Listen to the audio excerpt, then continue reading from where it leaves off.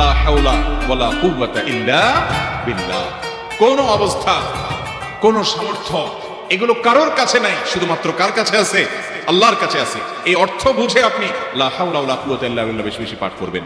নবী করিম সাল্লাল্লাহু আলাইহি ওয়াসাল্লাম বলেছেন, তোমাদেরকে কি আমি জান্নাতের একটা ভান্ডারের খোঁজ দিব, খবর দিব, যেটা জান্নাতের ভান্ডার, সওয়াব টওয়াব না, সাধারণ অল্প স্বল্প সওয়াব না, পুরো জান্নাতের ভান্ডারের সন্ধান দিয়ে দিব। সাহাবা একরাম তো চাইতেনই সেটা।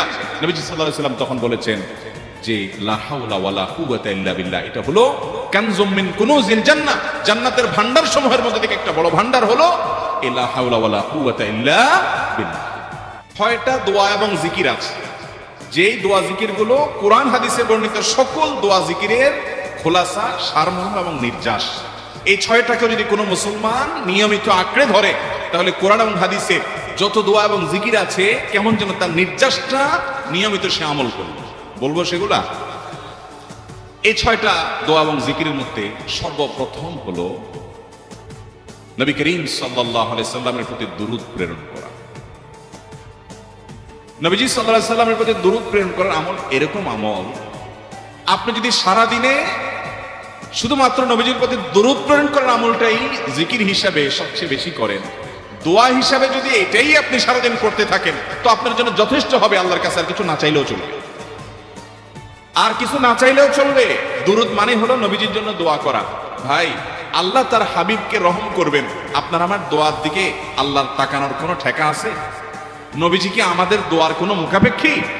কিন্তু আমরা তার জন্য দোয়া করলে ওই চান্সে আল্লাহ তাআলা আমাদের প্রতি অনুগ্রহ করবেন। একবার না, আপনি নবীজির প্রতি একবার রহমতের দোয়া করবেন, একবার দুরূদ পাঠ করবেন।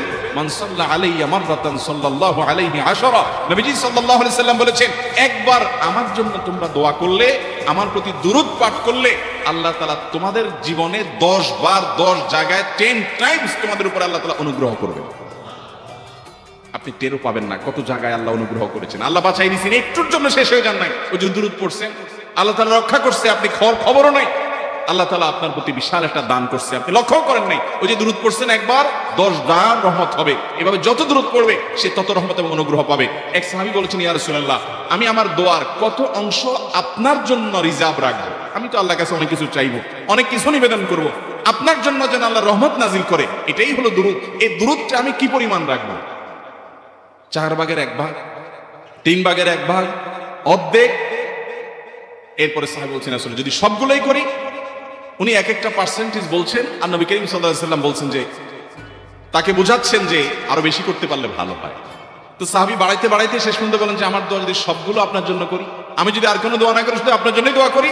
নবী করিম সাল্লাল্লাহু আলাইহি সাল্লাম তাকে সুসংবাদ দিলেন যে, তাহলে তোমার আর কোনো সমস্যা থাকবে না, সব সমস্যা দূর হয়ে যাবে, তোমার কোনো পেরেশানি থাকবে না। ভাইরা আমার, দুরূদের আমল এমন একটা আমল যে আপনার জীবনে কোনো বিপদ, কোনো মুসিবত, কোনো পেরেশানি, কোনো সমস্যা দেখা দিয়েছে, আপনি যদি দুরূদ পড়তে থাকেন, কোনো কিছু মনে আসছে না, অনেক সময় ছাত্র জিজ্ঞেস করে, ভাই পরীক্ষার হলে পড়া ভুলে গেছে, কি করবো? কিন্তু দুরূদ পড়া শুরু করেন। আরবদেরকে দেখা যায় কোনো কিছু ভুলে গেলে তারা বলে আল্লাহুম্মা সাল্লি আলা মুহাম্মদ, আল্লাহুম্মা সাল্লি আলা মুহাম্মদ, এটা শুরু করে তারা। কারণ নবী করিম সাল্লাল্লাহু আলাইহি ওয়াসাল্লাম এর হাদিস থেকে স্পষ্টভাবে, একটি নয় বহু হাদিস থেকে প্রমাণিত, যে ব্যক্তি দুরূদটা নিয়মিত পাঠ করবে, সালাত আলা নবীটাকে যে ব্যক্তি আঁকড়ে ধরবে, সব সময় তার মুখ থেকে সালাত সালাত সালাম চলতে থাকে, এই ব্যক্তি সকল গুনাহ আল্লাহ মাফ করে দিবেন, সকল পেরেশানি আল্লাহ তাআলা মুক্ত করে দিবেন। ভাইরা আমার, দুরূদের আমলটা এত গুরুত্বপূর্ণ আমল, এটা আমরা করি এখন। অনেকে আছেন যে আনুষ্ঠানিকতা যখন থাকে দুরূদের, মিলাদের, তখন একটু সালাত আলা নবী যেভাবে করেন। আর বাকি অনেকে আছেন যেগুলো করারও কোনো খোঁজ খবর। দুরূদ বেশি বেশি করে পাঠ করবো তো ইনশাআল্লাহ। সবচেয়ে শ্রেষ্ঠ দুরূদ, সবচেয়ে উত্তম দুরূদ হলো দুরূদ ইব্রাহিম, যেটা নামাজে পড়েন। আর সবচেয়ে সংক্ষিপ্ত দুরূদ হলো সাল্লাল্লাহু আলাইহি ওয়াসাল্লাম। এছাড়া নবীজির প্রতি দোয়ামূলক যে কোনো দুরূদই আল্লাহর কাছে গ্রহণযোগ্য হতে পারে, যদি দুরূদের অর্থের মধ্যে, কথা বলার মধ্যে খারাপ কিছু না থাকে। দুরূদের নামে অনেকগুলো দুরূদ প্রচলিত আছে বিভিন্ন বই পুস্তকে, অমুক দুরূদ পড়লে অমুক এত নেকি হয়, বা অমুক দুরূদ পড়লে এতবার পড়লে ওই বিপদ দূর হয়। এগুলো কোনো হাদিস নির্দেশিত না, এগুলো হয়তো কারো তাজরিবা অভিজ্ঞতা নির্ভর। কিন্তু হাদিস নির্দেশিত দুরূদ হলো দুরূদ ইব্রাহিম, আর সবচেয়ে সংক্ষিপ্ত দুরূদ হলো সাল্লাল্লাহু আলাইহি সাল্লাম। অর্থের ভিতরে যদি খারাপ কিছু, শিরকের কিছু না থাকে, নবীকে আবার আল্লাহর পর্যায়ে পৌঁছানোর মতো গুমরাহি যদি না থাকে দুরূদের অর্থের মধ্যে, তাহলে যে কোনো দুরূদই আপনি আল্লাহর কাছে পেশ করতে পারেন। তাহলে 6টা দোয়া হলো কোরআন হাদিসের শত শত সহস্র দোয়ার নির্যাস এবং খোলাসা। তার এক নম্বর হলো দুরুদের আমল। করবো না বেশি বেশি ইনশাআল্লাহ? আমার জীবনে বহুবার এমন হয়েছে, বহুবার এমন এমন বিপদ যে দেয়ালে পিঠ থেকে গেছে, এখান থেকে উদ্ধারের কোনো পথ আর চোখের সামনে দেখা যাচ্ছে না।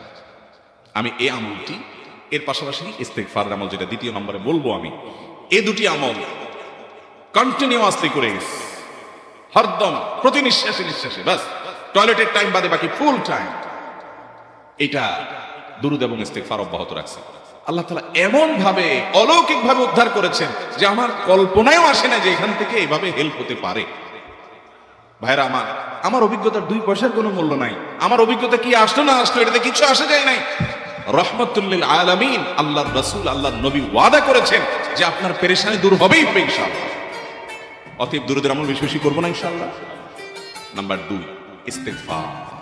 ইস্তেগফার ইস্তেগফার এটাও বেশি বেশি করতে হবে, দুরূদও বেশি বেশি করতে হবে। দুরূদের ব্যাপারে নবী করিম সাল্লাল্লাহু আলাইহি সাল্লাম এক হাদিসে বলেছেন, আকফিরু আলাইয়া মিনাস সালাতি মিন ইয়াউমিল জুমআতি ওয়া লাইলাতিল জুমআহ।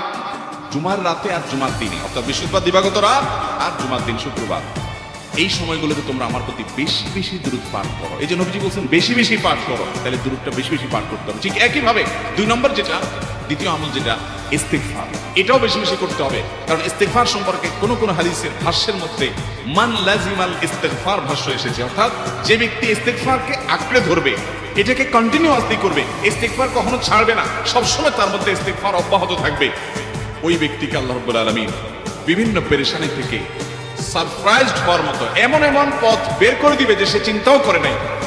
তার পেরেশানি থেকে মুক্তির পথ আল্লাহ তাআলা দেখাই দিবে। ইস্তেগফার কিভাবে করবেন ভাই? ইস্তেগফার এমন একটা আমল, এটা ছাড়া তো আমাদের উপায় নাই ভাই।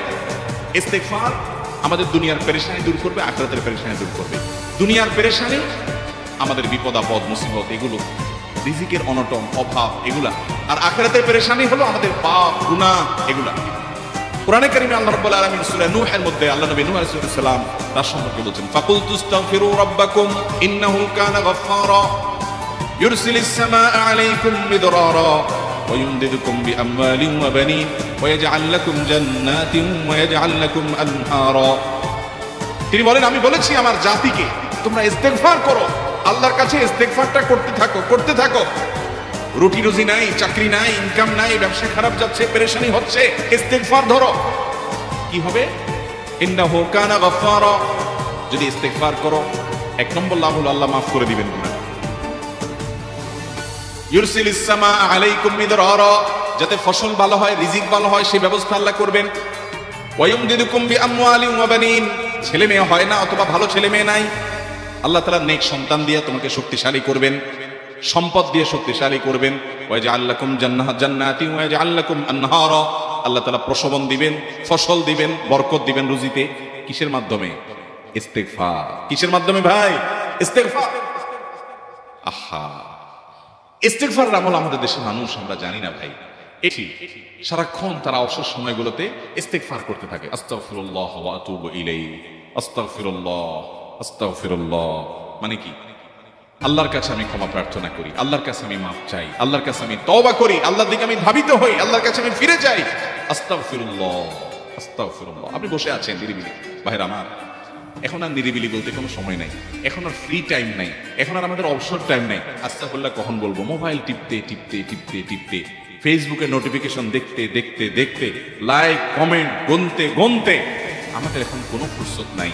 বাহিরে তো নাই, টয়লেটে গেলেও তখন আমাদের ব্যস্ততা মোবাইল নিয়ে, ফেসবুক নিয়ে, ঘুমাইতে গেলেও আমাদের ব্যস্ততা। ভাই আমার, অথচ আমার হায়াত শেষ হয়ে যাচ্ছে, আমল নামার শূন্য খালি, ফেসবুক টিপাটিপিতে পরিপূর্ণ। আল্লাহর কাছে কি নিয়ে যাবেন? ইস্তেগফার করবেন তো ইনশাআল্লাহ? অবসর সময় ইস্তেগফার করবেন তো ইনশাআল্লাহ? নিরিবিলি আছেন, একাকী আছেন, ইস্তেগফার চালায় দেন। 10 সেকেন্ড টাইম পাইছেন, ইস্তেগফার শুরু করে দেন। ডাক্তারের কাছে গেছেন, ওয়েটিং এ আছেন, বসে আছেন, ইস্তেগফার করতে থাকেন। সিরিয়াল আছেন কোন কাজে, ইস্তেগফার করতে থাকেন। ডিউটিতে যাচ্ছেন, গাড়িতে, বাইসাইকেলে, বাইকে, যে কোনো ভাবে পায়ে হেঁটে ইস্তেগফার করতে থাকেন। যে কোনো অবসরের সময়গুলোকে ইস্তেগফার দিয়ে পরিপূর্ণ করে দেন। ভাইরা আমার, ইস্তেগফার সকল সমস্যার সমাধান। ইস্তেগফারের ভিতরে সবচেয়ে শ্রেষ্ঠ ইস্তেগফার হলো সাইয়্যিদুল ইস্তেগফার।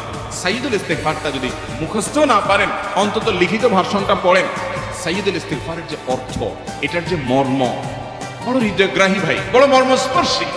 ইমানদার এটার অর্থের দিকে তাকায় যদি পড়ে তো তার অন্তর না গলে পারে না।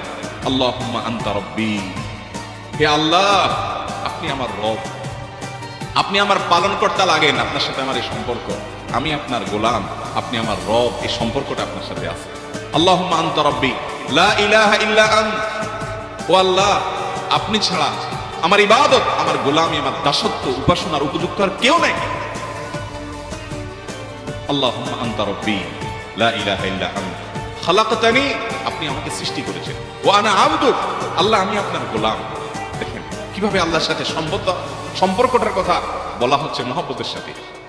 খালাকতানি ওয়া আনা আবদুক, আল্লাহ আপনি আমাকে সৃষ্টি করেছেন আর আমি আপনার গোলাম। ওয়া আনা আলা আহদিকা ওয়া ওয়া'দিকা মাস্তাতা'তু, আল্লাহ আপনার সাথে যে অঙ্গীকার করেছিলাম, আলাস্তু বিরব্বিকুম, আপনি জিজ্ঞেস করেছেন, আলমে আরওয়াহাতে আমরা বলেছি বালা, হ্যাঁ আপনি আমার রব। আপনাকে রব হিসেবে স্বীকৃতি দিয়ে আপনার গোলামি করার যে অঙ্গীকার আমরা করেছি, কালিমাতুশ শাহাদা যে আমরা পাঠ করেছি, এই যে আপনার সাথে কৃত অঙ্গীকার, রব হিসেবে স্বীকৃতি দেওয়ার পর, গোলাম হিসেবে মেনে নেওয়ার পর, আমি আপনার যে গোলামি করার কথা ছিল, ওয়া আনা আলা আহদিকা ওয়া ওয়া'দিকা মাস্তাতা'তু, যতটুকু পারছি আমি সে ওয়াদার উপরে থাকার চেষ্টা করছি আল্লাহ। ওয়া আনা আলা আহদিকা ওয়া ওয়া'দিকা মাস্তাতা'তু আবুউ লাকা বিনি'মাতিকা আলাইহি, আল্লাহ আমি স্বীকার করি আপনি আমার প্রতি অনেক নিয়ামত দিয়েছেন, অনেক নিয়ামত দিয়েছেন, এটা আমি স্বীকার করি।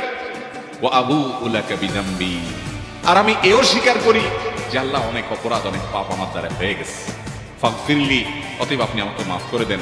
ফাইন্নাহু লা ইয়াগফিরুয যুনুবা ইল্লা আনতা, কারণ আপনি ছাড়া কেউ গুনাহ ক্ষমা করতে পারবে। ভাইরা আমার, অর্থের দিকে লক্ষ্য করে করে মর্মটা বুঝে বুঝে একটু সাইয়্যিদুল ইস্তিগফার পড়েন, লেখা দেখে দেখে পড়েন, ইউটিউব থেকে দেখে দেখে পড়েন, কিন্তু পড়েন।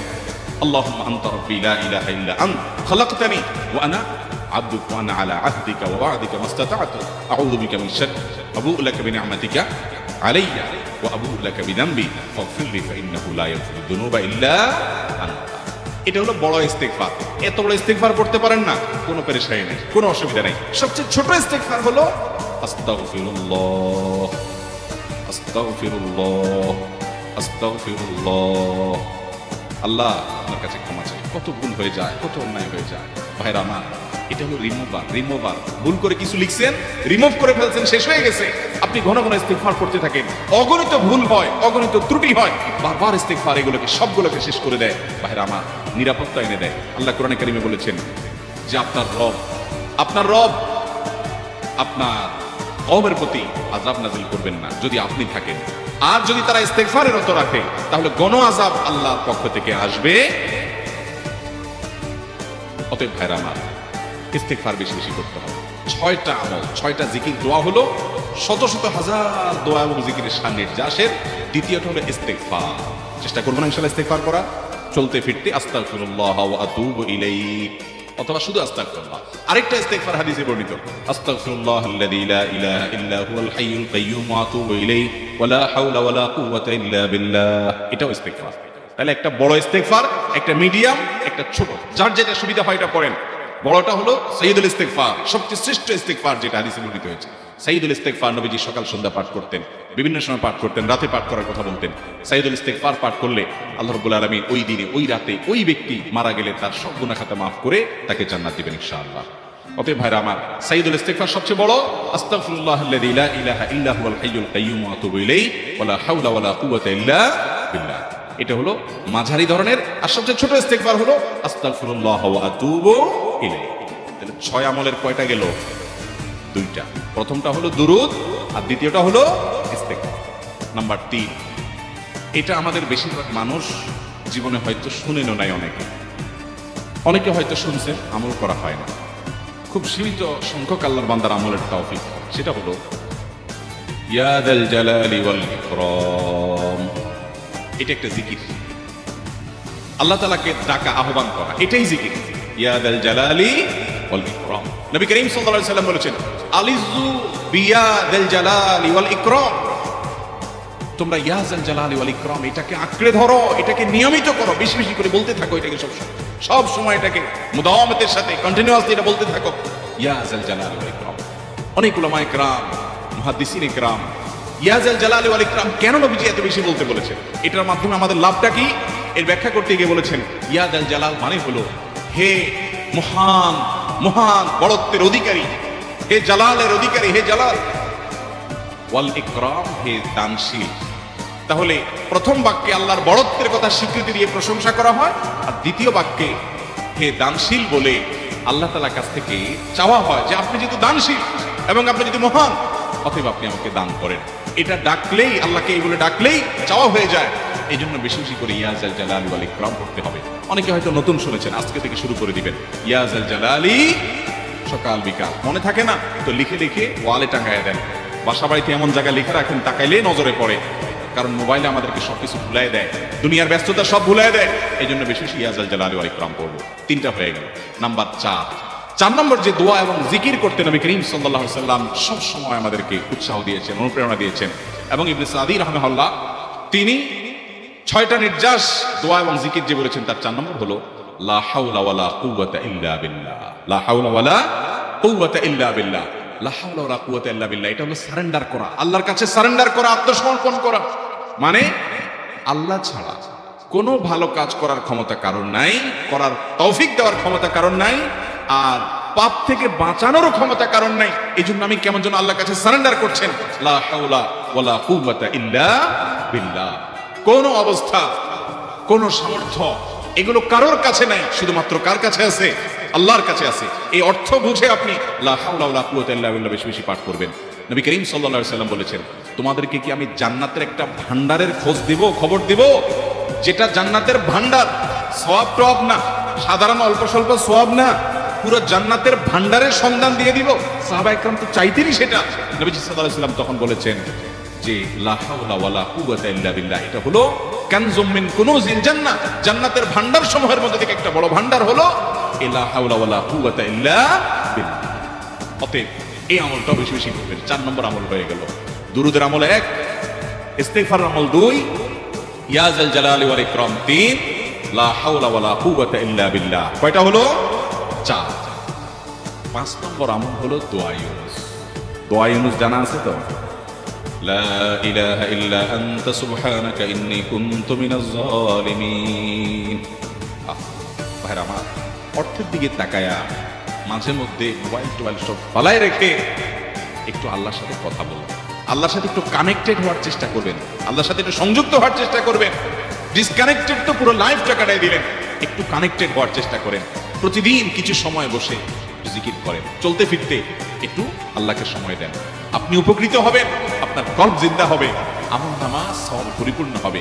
লা ইলাহা ইল্লা আনতা সুবহানাকা ইন্নী কুনতু মিনাজ জালিমিন। অর্থের দিকে তাকান, কত মর্মস্পর্শী। লা ইলাহা ইল্লা আনতা, আল্লাহ আপনি ছাড়া কোনো সত্যিকারের মাহবুব নাই, কষ্ট নাই।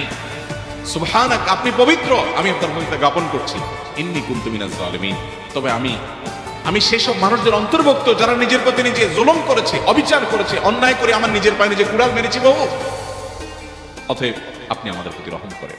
এই দোয়া পাঠ করে আপনারা সবাই জানেন আল্লাহর একজন নবী, তিনি জীবনের সবচেয়ে কঠিন পরিস্থিতির মুখোমুখি হয়ে এমন বিপদে পড়েছেন যে বিপদ থেকে উদ্ধারের কোনো পথ ছিল না।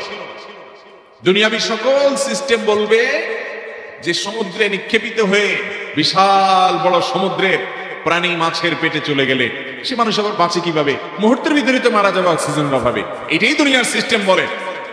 আল্লাহ তাআলা অলৌকিক ভাবে, লৌকিক সিস্টেমের ঊর্ধ্বে রেখে আল্লাহ তাআলা তাকে এই বাক্য পাঠ করার কারণে, এর মাধ্যমে আল্লাহ তাকে মুক্তি দান করেছেন। এবং আল্লাহ তাআলা এই ঘটনা কোরআনে উল্লেখ করার পর একটা সুসংবাদ বলছেন আমাদের সবার জন্য, বিরাট বড় আনন্দের সংবাদ। আল্লাহ বলেছেন ওয়াকাযালিকা নুনজিল মুমিনিন। এই বাক্য পাঠ করার পর ইউনুস আলাইহিস সালামকে শুধু রক্ষা করেছেন আল্লাহ তাই নয়, আল্লাহ বলেছেন একইভাবে তাকে যেরকম রক্ষা করেছি, এই বাক্য যদি কেউ পড়ার মতো পড়ে, হকাদাই করে পড়ে, মনের গভীর থেকে পড়ে, মর্ম উপলব্ধি করে পড়ে, নিয়মিত পড়ে, ওয়াকাযালিকা নুনজিল মুমিনিন, ঈমানদারদেরকে আমি রক্ষা করে দেব। আরো শুনবেন, আমাদের প্রিয় নবী সাল্লাল্লাহু আলাইহি ওয়াসাল্লাম বলেছেন, তোমরা আমার ভাই ইউনুস ইবনে মাত্তা যে দোয়া করেছে, ওই দোয়াটাকে তোমরা আঁকড়ে ধরবা, যে কোনো বিপদে আপদে মুসিবতে আল্লাহর কাছে চাইবা। ভাইরা আমার, আমরা বিপদ আপদে পড়লে হুজুরদের কাছে চলে যাই দোয়ার জন্য। অনেকে মাজারে চলে যায়, সেখানে মানত করে, টাকা পয়সা দেয় বিপদ উদ্ধার করার জন্য।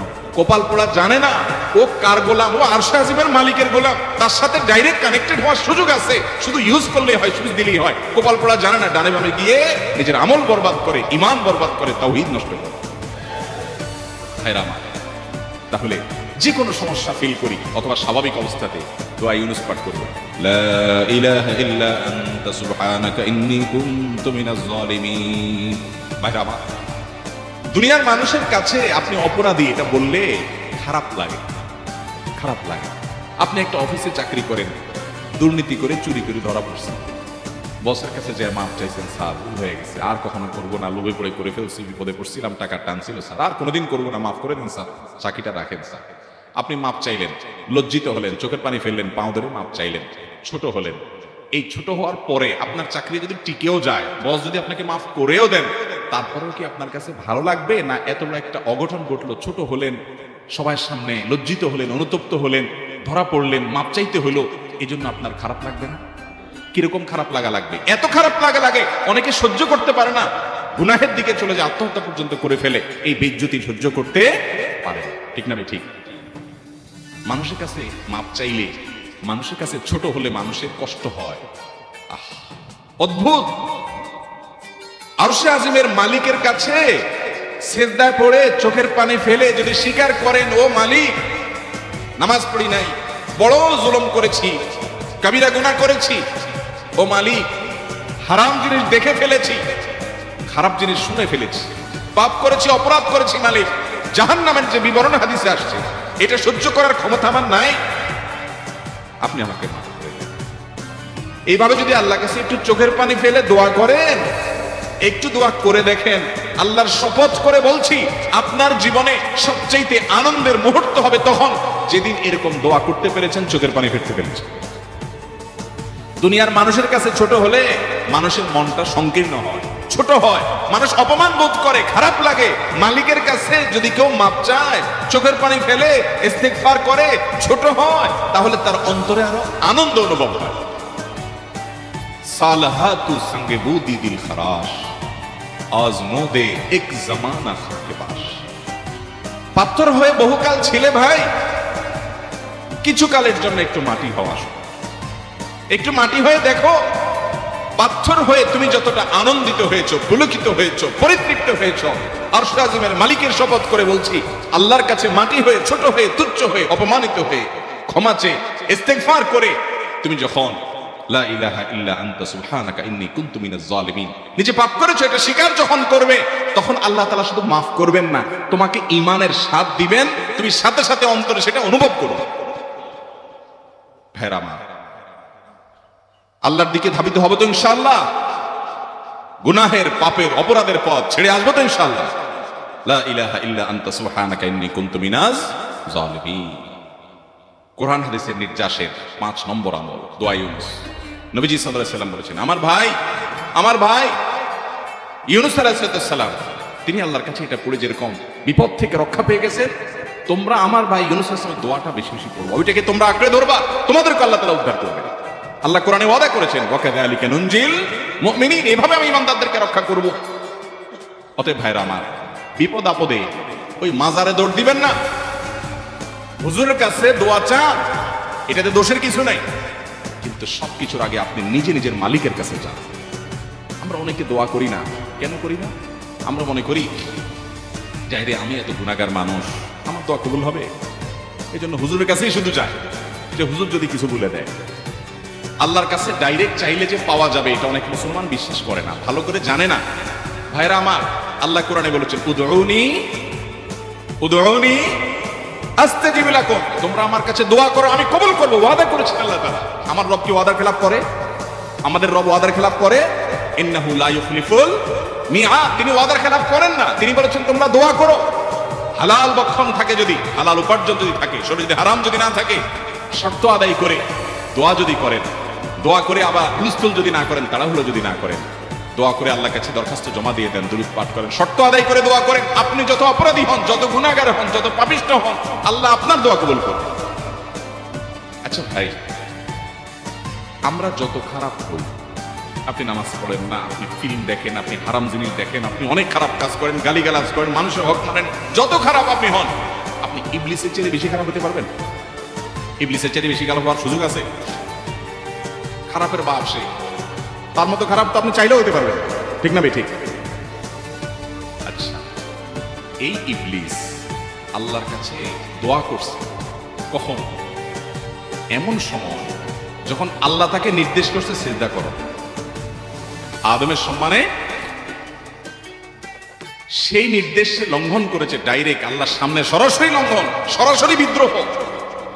আপনার সামনে আপনার ছেলে, আপনার কর্মচারী, আপনার কাজের লোক ডাইরেক্ট যদি একটা জিনিস বলে পারবো না, কি পরিমাণ মেজাজ আপনার গরম হবে চিন্তা করেন। অথচ আপনিও মানুষ, সেও মানুষ, আর আল্লাহ হলেন সৃষ্টিকর্তা, এ হলো সৃষ্টি।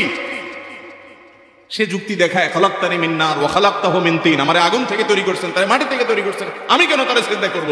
তর্ক যুক্তি হাজির করে আল্লাহর নির্দেশকে আল্লাহর সামনে লঙ্ঘন করেছে। কত ডেঞ্জারাস সিচুয়েশন, বুঝে কি পরিমাণ রাগ আল্লাহ রাব্বুল আলামিন হওয়ার কথা। তার তো গুণবাচক নাম শুধু রহমান রহিম না, তার গুণবাচক নাম আছে কি? কাহ্হার, জব্বার। তো আল্লাহ রাব্বুল আলামিনের এই গুণবাচক নামও তো আছে। তিনি তো প্রচন্ড রকমের কাহারের অধিকারী। তো আল্লাহর সামনে ডাইরেক্ট তার আদেশকে লঙ্ঘন করেছে, হঠকারিতা দেখিয়েছে, অহংকার করেছে, দম্ভ দেখিয়েছে, এত বড় বেয়াদবি করেছে। ওই টাইমে আল্লাহ তাআলা তো রাগ হওয়ার কথা। ওই রাগের সময়, ওই কঠিন সময় ইবলিস যখন আল্লাহ তাকে বললেন যাও ফখরুজ মিনহা ইন্নাকা রাজিম, জান্নাত থেকে বের হও, তুমি বিতাড়িত, আল্লাহ রাগ হয়ে তাকে জান্নাত থেকে বের করে দিলেন। ভাইরা আমার, এই রকম সময় পর্যন্ত ইবলিস দোয়া করে বসছে। কি দোয়া করছে?